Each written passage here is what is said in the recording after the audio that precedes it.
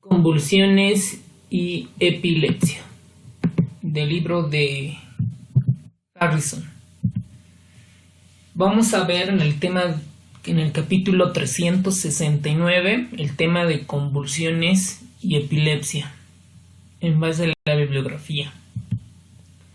Primero tenemos que definir qué es una convulsión, qué es una crisis convulsiva, qué es un estatus convulsivo y qué es epilepsia.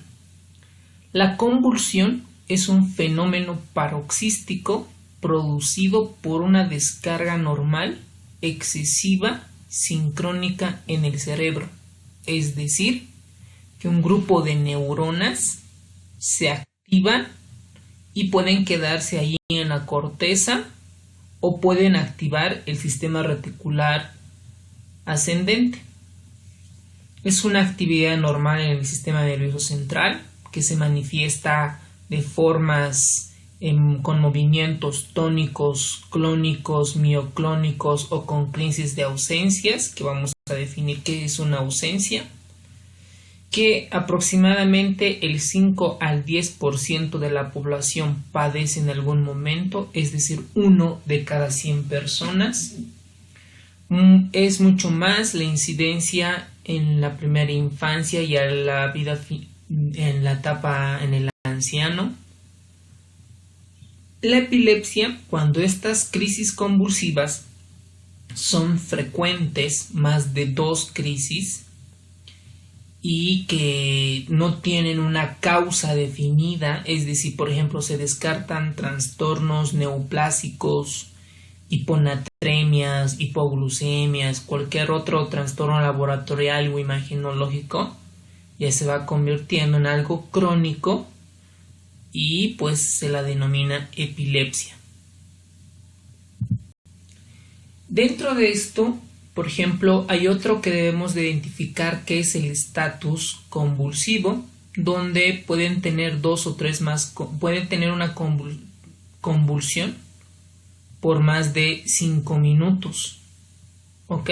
O 2 o 3 convulsiones separadas dentro de los primeros 30 minutos.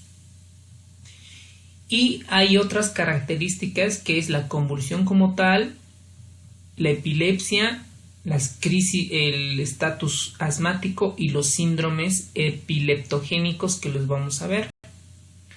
Entonces, estas convulsiones, estos movimientos anormales o ausencias, tienen una clasificación. La clasificación del libro nos da de la 2010. Ahora, ¿de dónde?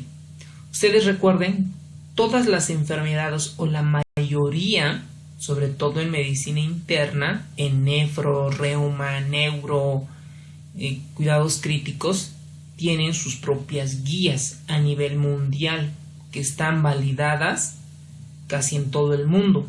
Y después cada país, en base a su gente, a su investigación, van sacando sus propias guías. Entonces, hay una liga que se llama la Liga Internacional contra la Epilepsia, que ya tiene muchos años. Entonces, esa es la referencia que la mayoría de los textos sacan su contenido. Entonces, ustedes cuando ingresen a la residencia, estén en la residencia, pues deben acostumbrarse, o bueno, deben de leer sus guías de sus propias especialidades. Entonces nos dan acá la clasificación de estas convulsiones. 1, 2, 3. Una convulsión focal, ¿no?, que puede manifestarse con rasgos motores, movimientos, o pueden tener rasgos sensitivos, como por ejemplo parestesias, rasgos autónomos o cognitivos o de otro tipo. Luego, la segunda están las convulsiones generalizadas, las cuales se dividen en ausencia, en tónico-clónicos, clónico, tónico, atónico y mioclónico. O también se la puede clasificar, la tercera es focal, generalizada o incierta. Dentro de estos, los espasmos epilépticos. Esta es una clasificación del 2010. Este año sacaron esta clasificación, que supongo en el Harrison no está, obvio, porque recién de aquí un par de años va a estar esta clasificación, donde la clasifica de inicio focal en 4, ¿no? De inicio focal, de inicio generalizado, de inicio desconocido y los no clasificables. 4.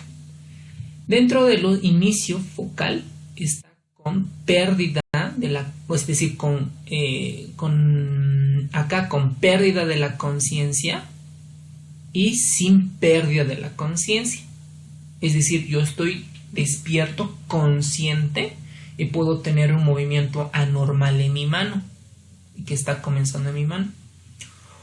Y también puede comenzar, hay otra clasificación acá, de inicio motor o de inicio no motor. ¿Ok? Y de inicio generalizado, que se clasifica además de motor, tónico, clónico u otro motor, o no motor, como las ausencias. Y de inicio desconocido, que la clasifica de motor y no motor y los no clasificables. Este cuadro lo saqué de una revisión de la Liga Internacional contra la Epilepsia, donde la clasifican esos 4 tipos: de convulsiones de comienzo generalizado, de inicio focal, de inicio desconocido y las convulsiones no clasificadas. Y si ustedes ven acá, esto es clínico, como además dentro del comienzo generalizado se manifiesta de tipo motor, que son estas, y de tipo no motor, que son típicos, atípicos, mioclónicos y mioclonías de párpado. En resumen, la clasificación se divide en 4. Para esto hay varias páginas en internet. Los que van a ser neurólogos pues tienen que profundizar estas páginas, estas revisiones en cuanto a relación a esta liga contra la epilepsia. Este cuadro, que es muy ilustrativo, donde marca y clasifica a la epilepsia. Primero tenemos tipos de convulsiones: focal, generalizado o desconocido. Y dentro de estos tipos de epilepsia se encuentran los focal, generalizado, el combinado, el generalizado y el local, y el desconocido. Y tenemos síndromes epilépticos, es decir, que tienen características propias, tanto moleculares, en neuroimagen, en la tomografía, en la resonancia, laboratoriales y etiológicas. Por ejemplo, todas estas clasificaciones tienen un fondo genético, un fondo estructural, metabólico, inmune, infeccioso y desconocido. Ahora vamos a irnos a las convulsiones focales. Acá tenemos el sistema nervioso central, el diencéfalo, el cerebro, el cerebelo, el mesencéfalo, el bulbo, bla bla bla. Las convulsiones focales están dadas en una zona, en un territorio del sistema nervioso central. Donde mayor frecuente suelen estar es en el lóbulo temporal, acá, normalmente. Entonces acá hay unas neuronas que se excitan y comienzan a despolarizar, y clínicamente se manifiesta en donde esté afectado. Por ejemplo, si hay una zona de despolarización acá, en el homúnculo motor, pues tendrá manifestación motora. Si tiene una activación en el homúnculo sensitivo, pues tendrá una clínica sensitiva. ¿Qué pasa si existe acá en el lóbulo occipital una despolarización de un grupo neuronal? Entonces tendrán manifestaciones de algo visual. Depende en qué zona del hemisferio cerebral se encuentra. Entonces hay una entidad muy importante, vamos a ver en un síndrome, que principalmente se afecta en la porción medial del lóbulo temporal. Y a todos los pacientes que convulsionan y no tienen una causa definida, pues se lo estudia. ¿Y qué va a hacer el neurólogo? Hacerle estudios de neurofisiología. Y dentro de ellas, ¿cuáles? Dentro de las más importantes, bueno, una de las más importantes es el electroencefalograma.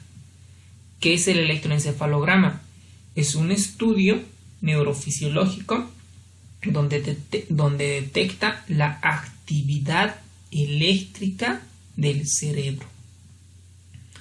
Entonces, estas se puede realizar en un periodo intercrítico, ¿ok? Donde puede ser normal en estas crisis focales o descargar o se ven muestras de espigas epileptiformes u ondas agudas. Esto principalmente cuando es focalizado aparecen en estructuras anormales del encéfalo, por ejemplo un tumor. ¿Qué pasa si se encuentra un astrocitoma en el lóbulo frontal? Entonces esa va a ser mi zona epileptogénica la que produce la convulsión.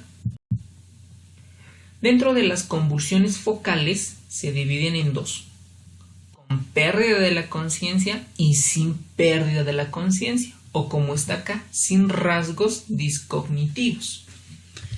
Entonces, ¿cómo vamos a ver estos pacientes? Producen síntomas, pueden tener síntomas motores o sensitivos, o autónomos o psicológicos. Las crisis focales motoras tienen tres características principalmente. Son movimientos anormales que comienzan en una región y avanzada de manera gradual hasta mover toda la extremidad. A esto se denomina la marcha jacksoniana. Es decir, que si yo comienzo a mover mi mano primero, comienza a temblar, luego mi brazo, mi antebrazo, mi brazo y mi hombro. De forma ascendente, a eso se denomina la marcha o la marcha jacksoniana. Ahora, cuando una convulsión, es decir, un movimiento motor, pasa a los segundos y en la parte postictal, posteriormente, tengo una parálisis de ese brazo, se denomina la parálisis de Todd, que es una parálisis postictal. Esto debemos tener mucho cuidado, sobre todo en emergencias, porque nos puede simular un evento vasculocerebral, tanto isquémico o hemorrágico. Además, tenemos otra convulsión prolongada que dura varias horas o días, que se la denomina epilepsia parcial continua, que normalmente suele ser muy resistente al tratamiento médico. Ahora tienen otras características. Puede pasar con rasgos sensitivos, donde el paciente puede presentar parestesias, es decir, de repente su brazo comienza a tener hormigueos, a sentir, o de repente comienza a ver destellos, ¿no? Como lucecitas en los ojos, o tiene alucinaciones, o puede tener caídas o mareos que pueden manifestarse como convulsiones focales sin pérdida de la conciencia. O también puede manifestar como sensaciones extrañas de miedo o distanciamiento, o el famoso déjà vu. Es como el déjà vu es cuando, por ejemplo, yo ahora me acuerdo de que esto ya lo he vivido en algún momento, ¿no? Lo he sentido, siento que esto lo que estoy grabando esta videoclase, ya antes ya lo había hecho este tema, pero jamás lo hice. Entonces eso es un déjà vu. Mientras que algunos dentro de estas convulsiones focales podemos tener eventos subjetivos internos que se denominan como aura. Ahora, dentro de las convulsiones focales con características no cognitivas es acá donde existen alteración de la conciencia. ¿Ok? Hay una alteración transitoria. Pues no voy a recordar. En la fase ictal hay una interrupción brusca de la actividad del paciente con la mirada perdida, porque obviamente no estoy consciente. Puedo tener conductas automáticas involuntarias de masticación, de chupeteo con los labios, de expresión de emoción o echar a correr, etc. Y recupero por completo la conciencia desde segundos hasta 1 hora. Y que cuando yo le pregunto al paciente qué pasó, pues no recuerda, tiene una amnesia anterógrada y a veces, si afecta el hemisferio dominante, puede tener afasia postictal. Ahora, dentro de estas manifestaciones, como sucede en una crisis focal, pueden tener por todo lo que ven en esta imagen. Puede manifestarse como algo cognitivo. ¿Qué es el cognitivo? Es algo que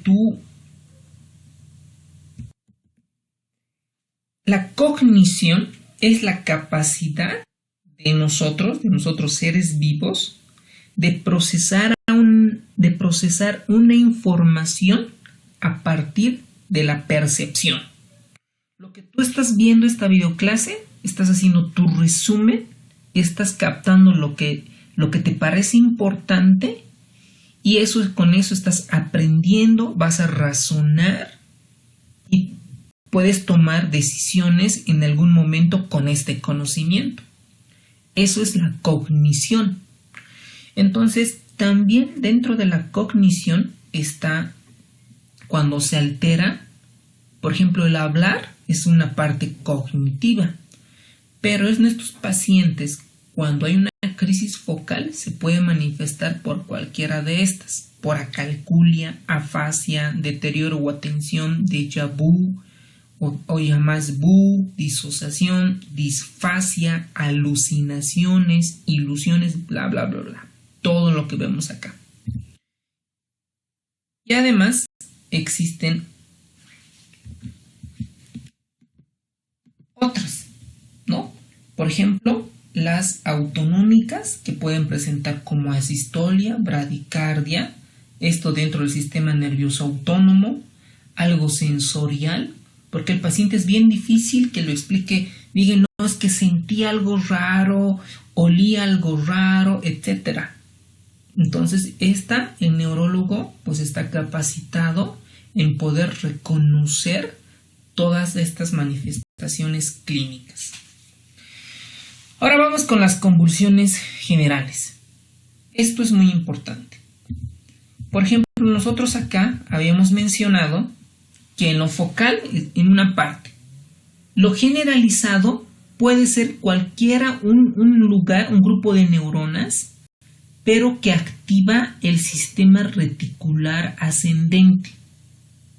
Activa el sistema reticular ascendente, se comunican ambos hemisferios y ya suceden las convulsiones generalizadas. Entonces, estas se pueden clasificar en ausencias típicas, atípicas, convulsiones tónico-clónicas, atónicas, mioclónicas. Vamos con las ausencias. Las ausencias es la pérdida del estado de la conciencia por segundos, menos de 10 segundos. Sobre todo presentan en las niñas de 4 a los 8 años. ¿Cómo es? Primero el paciente el niño está jugando, de repente, ¿no? Está comenzando a jugar y de repente se mantiene quietito. Y la mirada perdida. 10 segundos. Entonces, eso es una ausencia típica. Todavía se puede estimular esta crisis de ausencia cuando el paciente comienza a hiperventilar. Por eso en el libro nos dicen que son breves, repentinos, lapsos de pérdida de conciencia sin pérdida del control postural. Es decir, estos pacientes no están en el piso allí haciendo con movimientos tónico-clónicos, dura segundos no hay confusión posictal, es decir, el paciente no está babeando en términos coloquiales. La pérdida de breve conciencia puede pasar inadvertida. Suele acompañar de signos motores muy finos, ¿no? Como movimiento rápido de los párpados, movimientos de masticación, la amplitud de las manos. Ojo con esto. El electroencefalograma lo que muestra es una descarga de espiga con una onda de 3 Hz. Ojo, porque hay otras con menos de 3. Esta es con 3, u otras con 2. Esta es con 3, que es generalizada, simétrica, comienza y termina bruscamente. Y el tratamiento ya lo vamos a ver. Las convulsiones de ausencias atípicas, la pérdida de la conciencia suele ser de mayor duración. Tiene un comienzo y final menos brusco. Se acompaña de signos motores más evidentes que comprenden signos focales o lateralizadores. En el electroencefalograma se encuentra una espiga y onda lenta generalizada con una frecuencia de 2.5, a comparación de la típica, que es de 3. La anomalía estructural suele ser difusa o multifocal. Normalmente a veces no responde muy bien a los anticonvulsivantes. La que nosotros alguna vez hemos visto, ¿no? Los otros existe y lo que pasa es que no podemos reconocer a estos pacientes. Pero esto sí, es lo que sí vemos y lo reconocemos fácil. Las convulsiones tónico-clónicas. Como ven en la imagen hay una fase tónica donde hay contracción de los músculos. La fase clónica de la parte proximal, sobre todo del eje central de la columna. Luego la fase clónica, comienzan los brazos a tener hiperflexión. Este tipo de crisis por lo menos hay en 10% de nuestros pacientes. Es frecuente a consecuencia de trastornos metabólicos, ¿no? Uno está pasando visita médica en su servicio y de repente alguien convulsiona, pum, pum, pum, pum, y es porque estaba con fiebre de 39 o es que tenía la glucosa de 40, entonces eso es lo que provocó esta convulsión. Tiene una fase inicial, hay contracción tónica de los músculos de todo el cuerpo. ¿Por qué dicen tónico? ¿Qué es el tono muscular? El tono muscular es la semicontracción del músculo. ¿Ok? Los músculos de la expiración y de la laringe producen gruñido o grito ictal. Se altera la respiración y comienza a liberar mucha secreción. Y pues en estos pacientes hay que evitar que se broncoaspiren por este fenómeno. Hay un aumento del tono simpático, por lo tanto aumento de la presión arterial, de la frecuencia cardíaca, de la frecuencia respiratoria. Y en la fase ictal es la paroxística, que no dura más de 1 minuto. Y el periodo post-ictal, donde hay ausencia de respuesta, hay flacidez muscular, salivación excesiva, incontinencia vesical o intestinal. Es decir, estos pacientes cuando ya se los ve, pues se ve manchado el pantalón porque comenzó a liberar, ¿no? Tuvo diuresis por la liberación, por la incontinencia como tal, ¿no? Recuperan la conciencia a lo largo de minutos a horas y pues hay un periodo posictal que es confusión. En el electroencefalograma vamos a ver en 3 fases. En la fase tónica muestra un aumento progresivo de la actividad generalizada de rápido, de bajo voltaje, de descargas generalizadas y poliespigas de gran amplitud. En la fase clónica ya vemos ondas lentas originándose de una configuración de espiga y onda. Y en la parte posictal muestra una lentitud difusa que se normaliza gradualmente a medida que el paciente despierta. Las crisis tónicas breves se asocian a síndromes epilépticos conocidos como fenotipos de convulsiones mixtos. Ahora vamos a ver estos, como por ejemplo el síndrome de Lennox-Gastaut. Las convulsiones atónicas miotónicas. No es nada más que la pérdida repentina del tono muscular, ¿no? De repente, ¡chum!, comienza a perder el tono muscular. Puede durar de 1 a 2 segundos, no hay un periodo posticital con confusión. Las convulsiones suelen ser breves. El electroencefalograma muestra descargas generalizadas y breves de espiga y onda. Acompañan a síndromes epilépticos, que los vamos a ver ahora. Las convulsiones mioclónicas no es nada más que la contracción muscular breve y repentina de una parte del cuerpo o del cuerpo entero.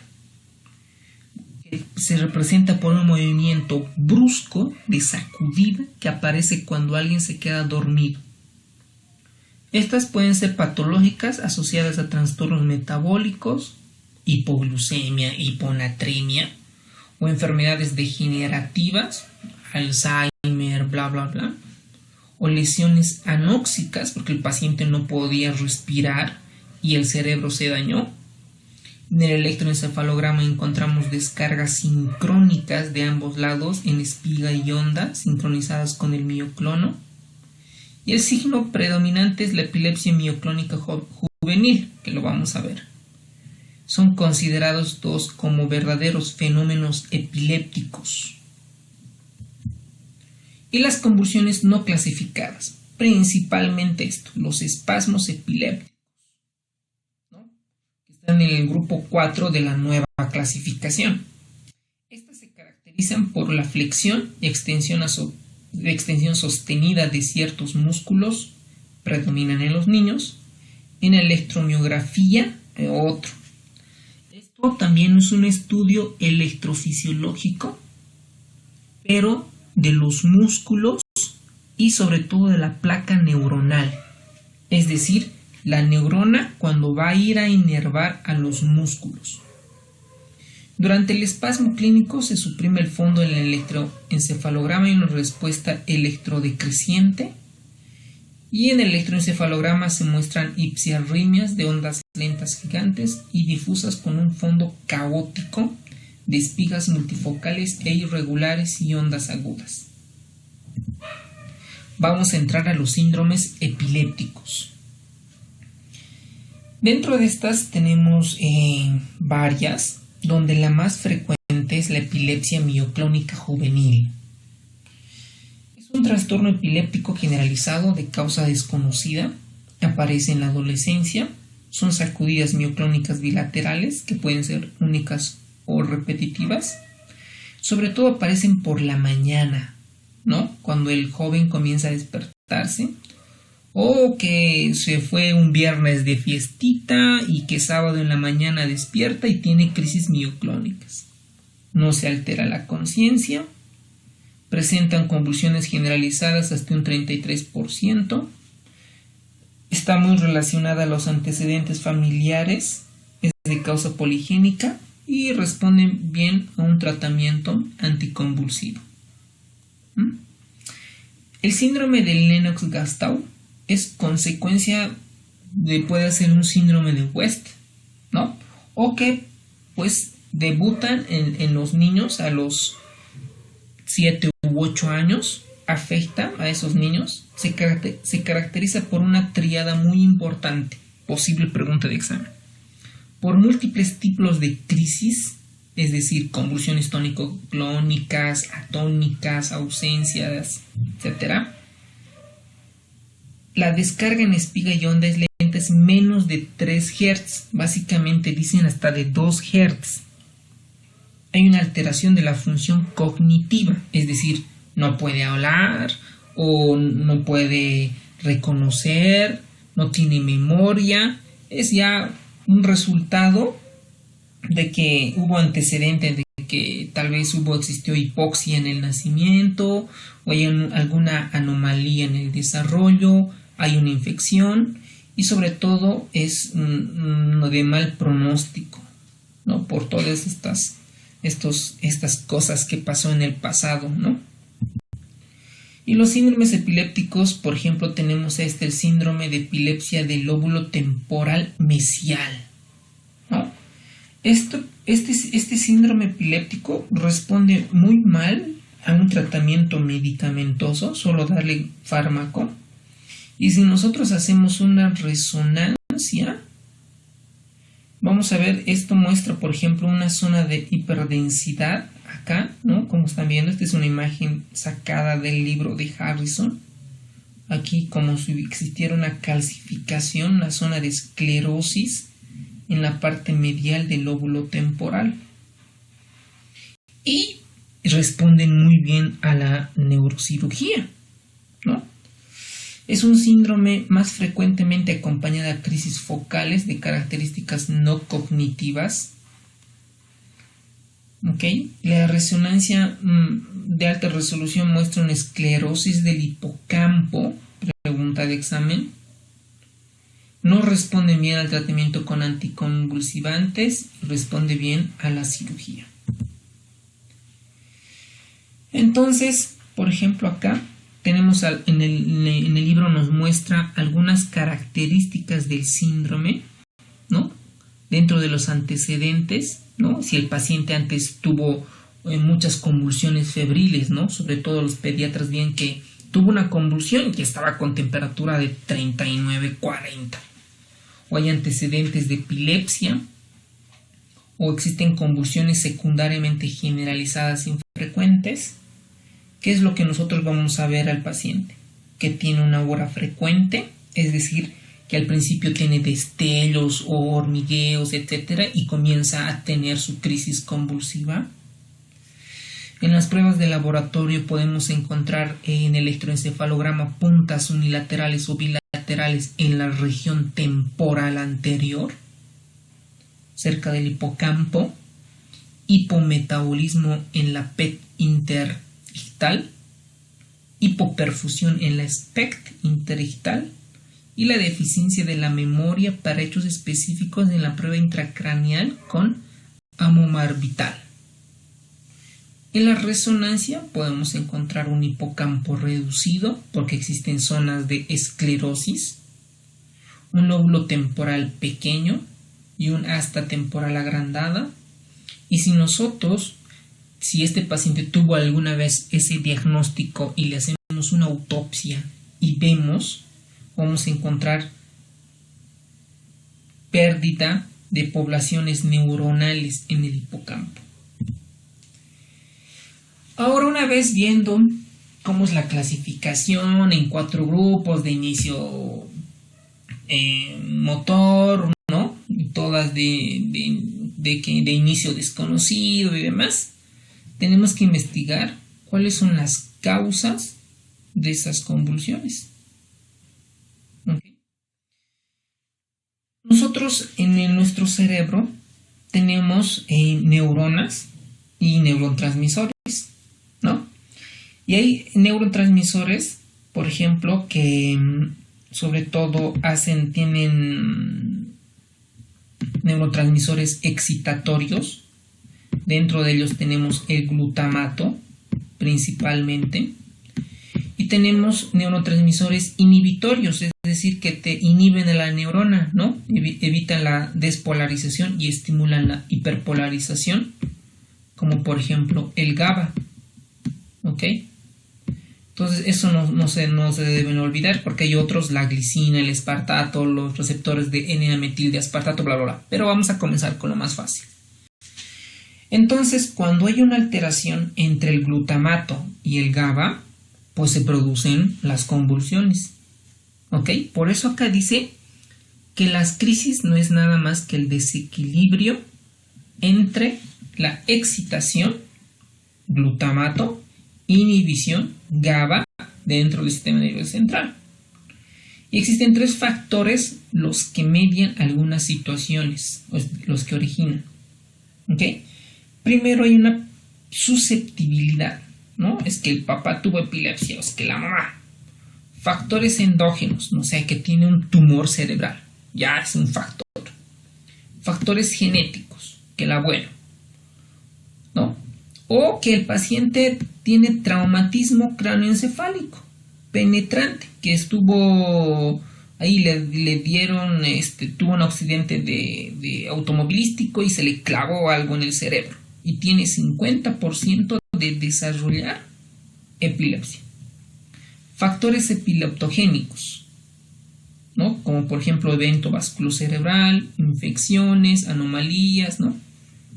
Las crisis son episódicas, como por ejemplo el estrés psicológico, el ciclo menstrual, bla, bla, bla.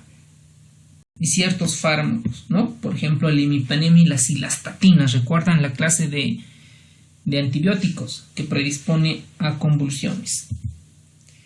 Y las causas según la edad, esto ya se los dedico a los pediatras, porque es un mundo allí en cuestión de las convulsiones. Y aquí se los clasifica. Lo vamos a mencionar por orden de frecuencia. En niños que tienen menos de un mes, la primera causa de convulsión pues es hipoxia, ¿no? Y isquemias perinatales. Lactantes, más de un mes, menos de 12 años, la fiebre, ¿no? Ustedes han debido ver. Adolescentes, traumatismo. Adultos jóvenes, traumatismo, porque están en moto, porque se van a farrear, ¿no? Bla, bla, bla. En adultos, enfermedad cerebrovascular.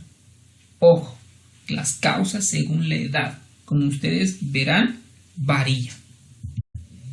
Causas genéticas, ¿no? Ahí tenemos cuando hay alguna normalidad en los receptores, ¿no? Nosotros sabemos que tenemos acá una neuronita, la membrana presináptica, la hendidura sináptica, acá tenemos la membrana postsináptica, acá tenemos vesículas cargadas llenas de neurotransmisores como la acetilcolina, el GABA, el glutamato. Acá tenemos los receptores, ¿no? Tenemos receptores del GABA, del glutamato. Tenemos acá los canales de voltaje de sodio, de calcio, de potasio, bla, bla, bla, ¿no? Todo esto es un mundo. Cualquiera que se altere, por ejemplo, acá tenemos la acetilcolina, la famosa ACH, y tiene su receptor de la acetilcolina.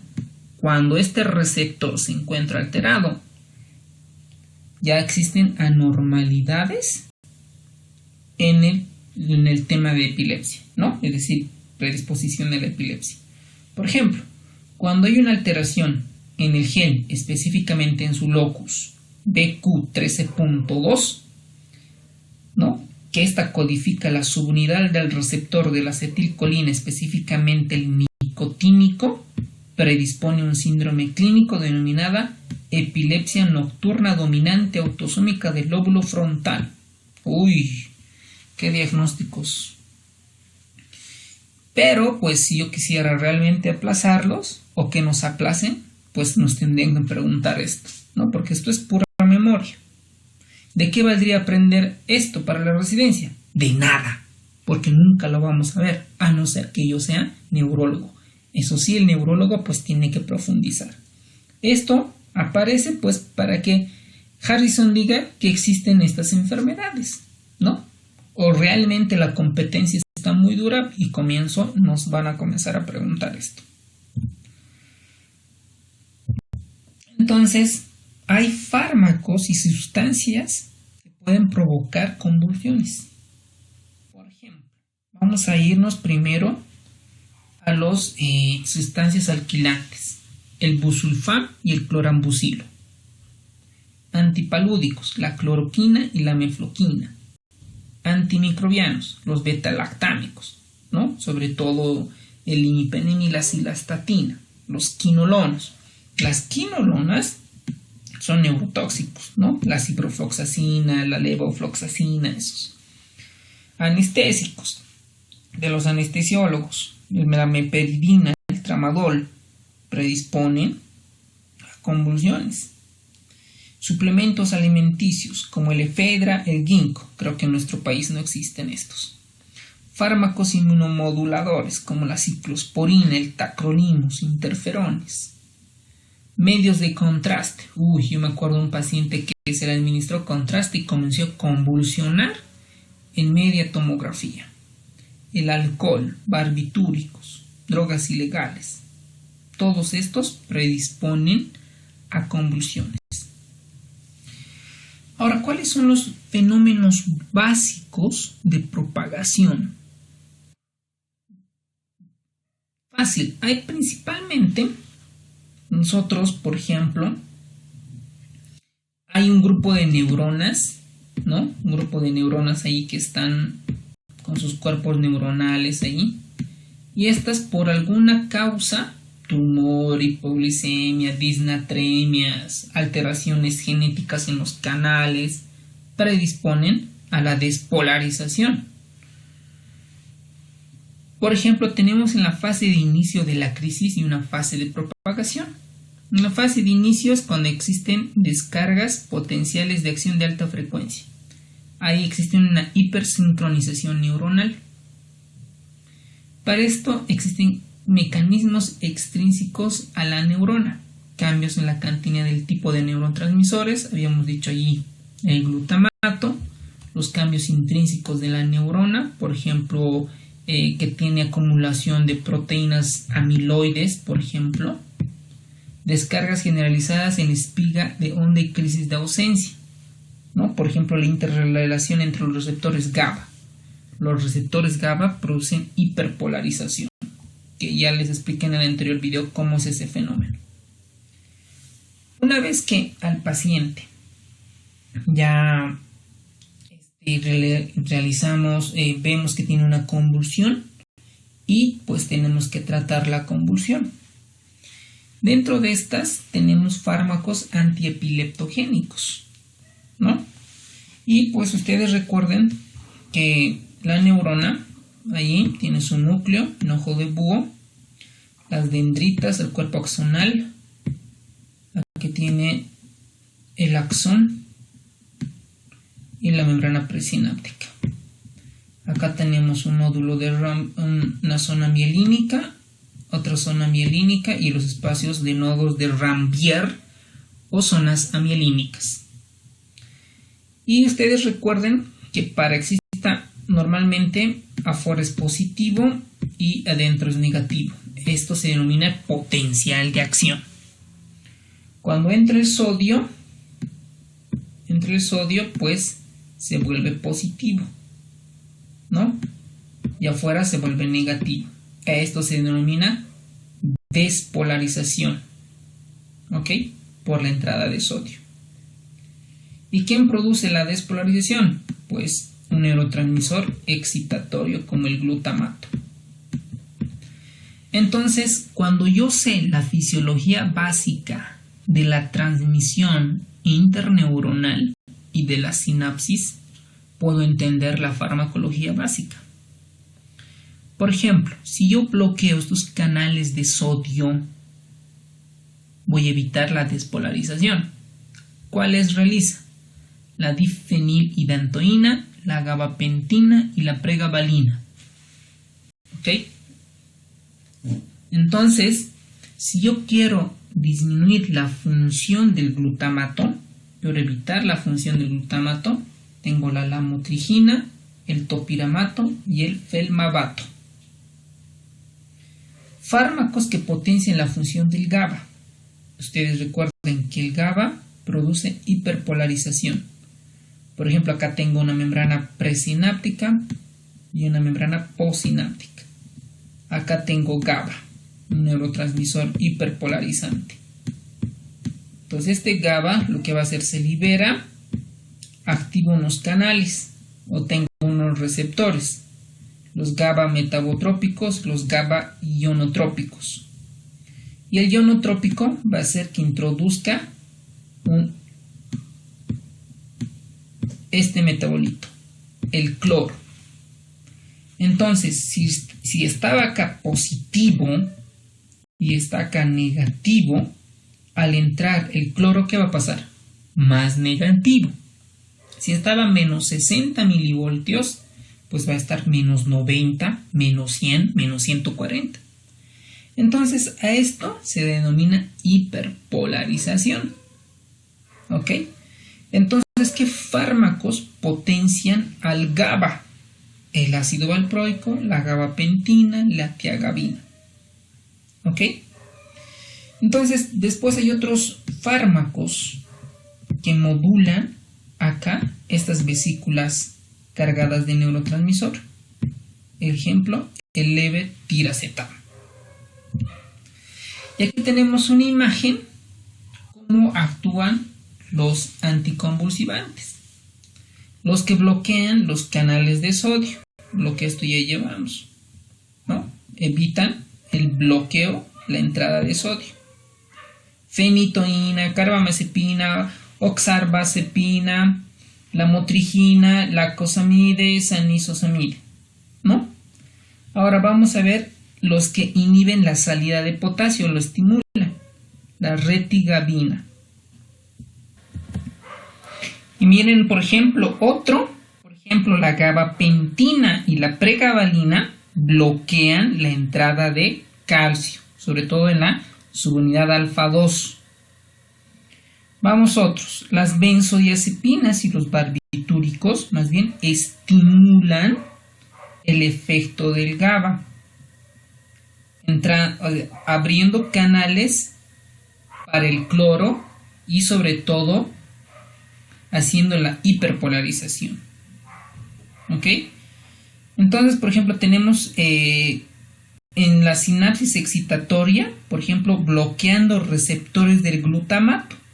Por ejemplo, tenemos el perampanel, o estimulando la salida de potasio como la retigabina, o bloqueando la entrada de los canales de sodio como la etosuximida, y el levetiracetam modulando las vesículas cargadas llenas de neurotransmisores en la membrana presináptica.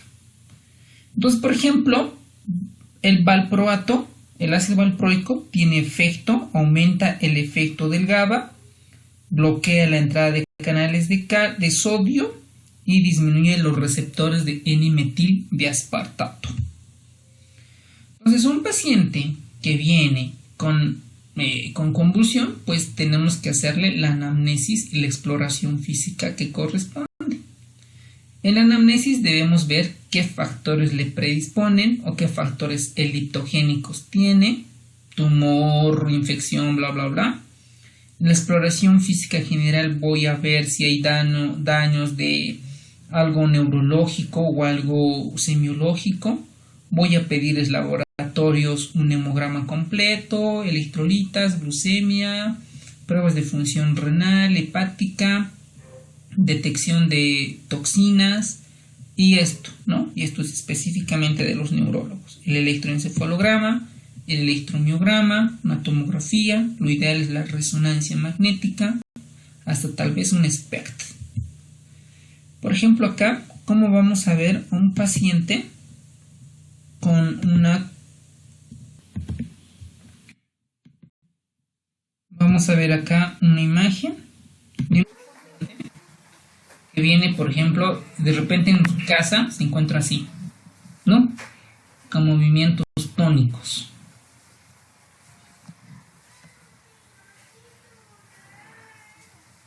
Primero, lo que debemos ver es si realmente es una crisis convulsiva.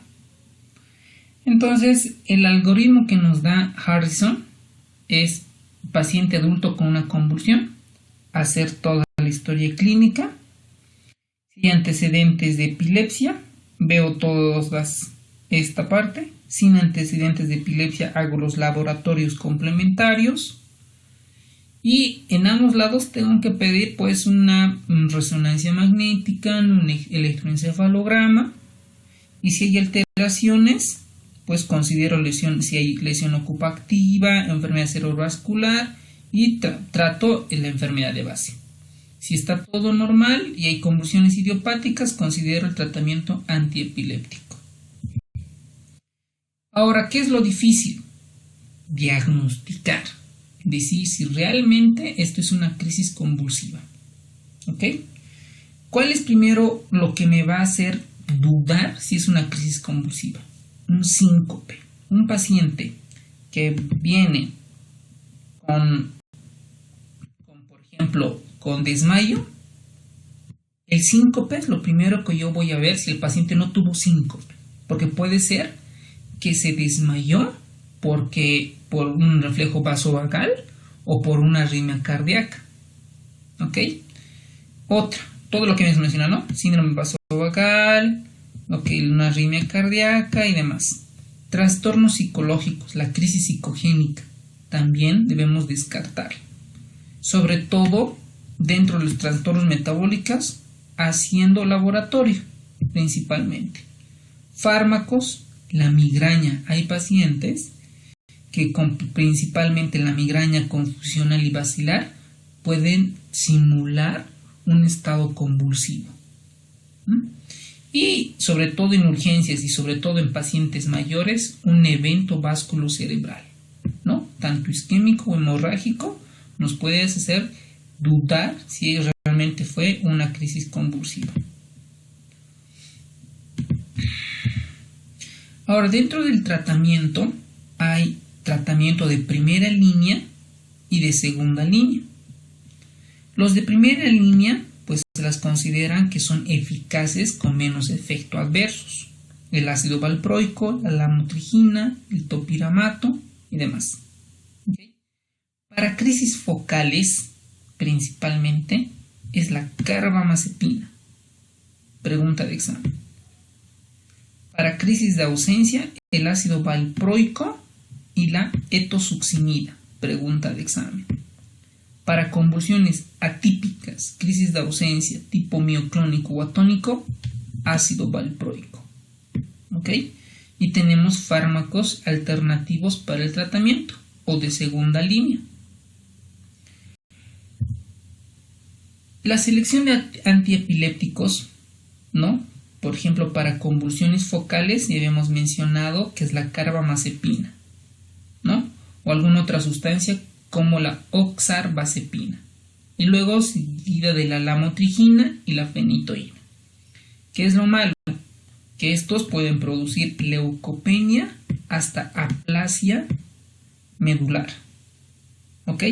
Hepatotoxicidad. Si un paciente está con anemia, leucopenia y demás, y tiene bilirrubinas altas, transaminadas altas, pues yo dejaré de dar estos fármacos. La difenilidantoína, su uso es prolongado, puede producir hirsutismo, pregunta de examen, rasgos faciales toscos, hipertrofia gingival. Y el ácido valproico también provoca ocasionalmente depresión reversible de la médula ósea y hepatotoxicidad. Con las convulsiones generalizadas, el ácido valproico. Y aquí tenemos varios anticonvulsivantes, pues que se usan tanto para convulsiones tanto focal y de aparición generalizada. Aquí tenemos varios fármacos y de un espectro ancho focal, la carbamazepina, ¿no? Y de un estrecho de ausencia, en crisis de ausencia, la etosuximida. Pregunta de examen. Y pues todos estos fármacos tienen efectos secundarios. Vamos a ir a los más importantes. Efectos secundarios sistémicos y neurológicos. Dentro de los sistémicos, miren, por ejemplo, vamos a irnos, la mayoría son gastrointestinales, náuseas, vómitos, bla. Pero vamos a ver algunas características. ¿Ok? Por ejemplo, el levitiracetam, infección. ¿Ok? Luego vamos, el perampanel, aumento de peso. Esto por la retención de líquidos, ¿no? De líquido extracelular.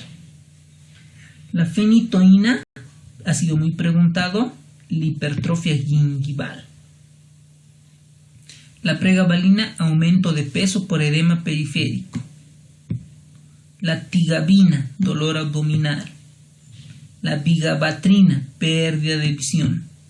¿Ok? Luego vamos a ver a las siguientes.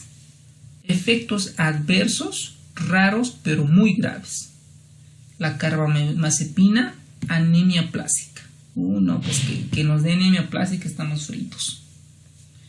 Vamos a ver, la mayoría son hepatotóxicos y daños a la médula ósea.